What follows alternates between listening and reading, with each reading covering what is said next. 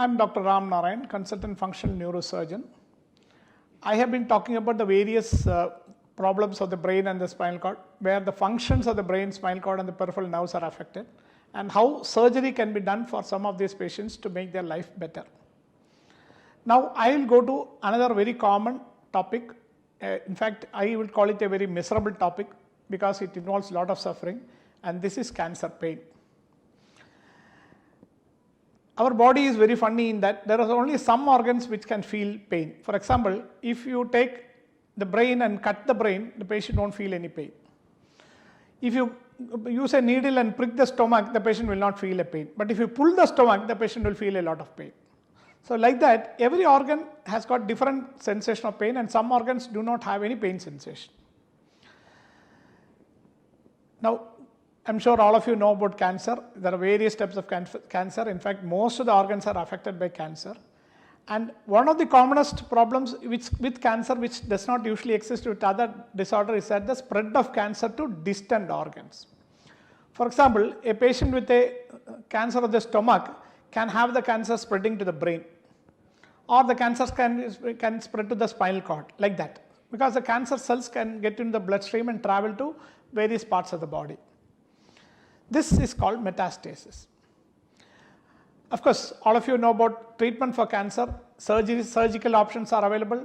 Radiotherapy is an option. Chemotherapy is another option. There are so many, gene therapy, so many therapies are there for cancer patients. But invariably, most of the treatment over a period of time do not work or not effective. And then the cancer cell starts moving to various parts of the body. And some of the spots where the cancer cells settle down can be very pain sensitive. For example, the spine, the bones of the spine, the vertebrae, they can be very pain sensitive. Unfortunately, these patients, when they reach the metastages, or what we call medically at stage 4, are told that there's nothing much we can do. Your longevity is not much. You may not survive for a long time, and there's not much treatment for you, only palliative treatment. So obviously, this causes a lot of depression on the patient, because when you know that you are not going to survive for a long time, and you are obviously not very happy.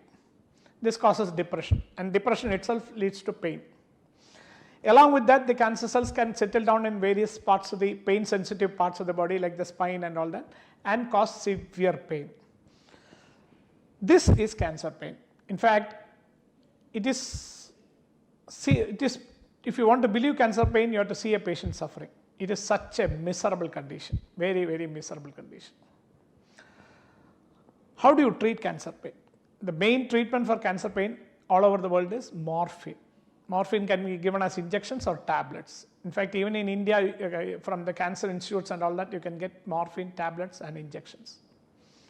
But obviously, the biggest problem with morphine tablets or injections is a significant amount of side effects, which some patients say that it's better to suffer the pain rather than suffer the side effects of morphine.